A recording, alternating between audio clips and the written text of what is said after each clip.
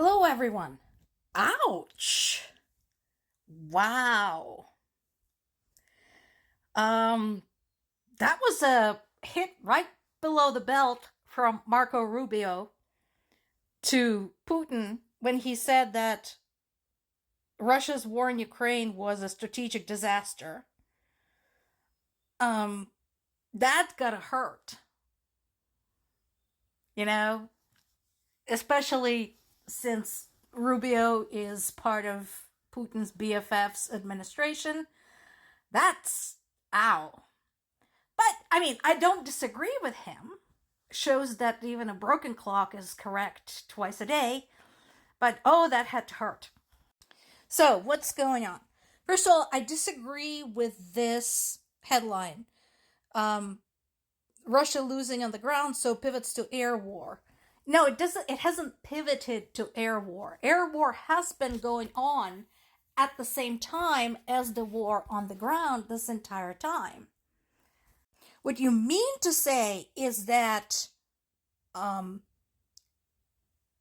Russia's strikes had increased in frequency, and I might add in brutality. But no, folks, that has been going on for ages. So, this particular stretch that we are in right now has been going on since Easter. And the one before that has been going on since August of 2025. So, what you hear about shellings, glide bombs, drones, ballistic missiles, hits on the infrastructure, hits against civilians, that all has been going on for months. It didn't just happen. It's not a pivot. So, you guys might want to revise how you describe this. But yeah, basically all of this is in response to two things. One, no territorial gains combined with maximum losses so far. And two, Ukraine's repeated strikes against Russia's military industrial complex and Russia's oil industry. So that's what they're doing. They're trying again to intimidate Ukrainian civilians, hoping that the civilians would put pressure on the government to surrender. So, and again, that is not new. That has been going on this entire time.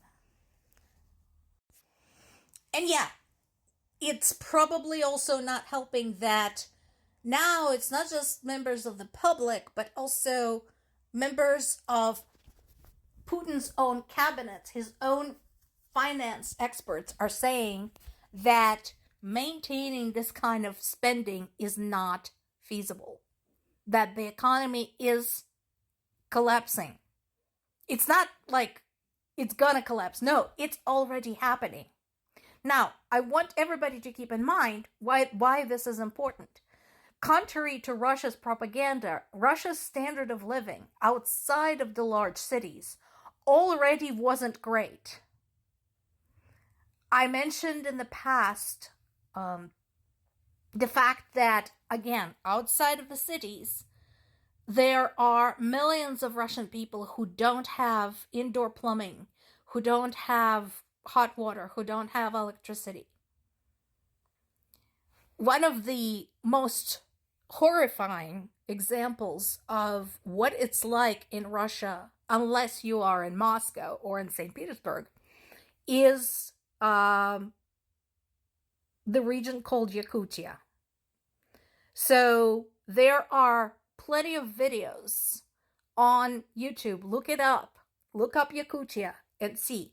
The reason I bring that up is because Yakutia is where Russian diamonds come from. Theoretically, this should be like one of the wealthiest places in the world. Not just one of the wealthiest regions of Russia, but one of the wealthiest places in the world. It is not. It is drowning in mud and feces. I'm not kidding. They have roads there where every fifth driver dies because of the road conditions. especially a truck driver. Again, don't take my word for it. Look it up. It's out there. So yeah, I'm sure none of this is helping because now the standard of living that was already poor is getting worse. Also,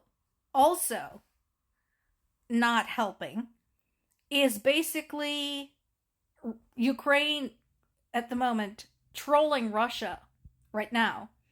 Russia is having their big economic forum, and Ukraine is firing drones at St. Petersburg, where the forum is taking place.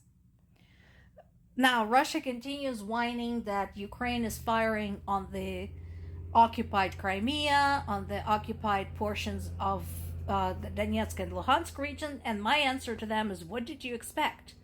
Again, you were the ones who came barging in there. You were the ones who turned those areas into military zones. They are now valid military objects.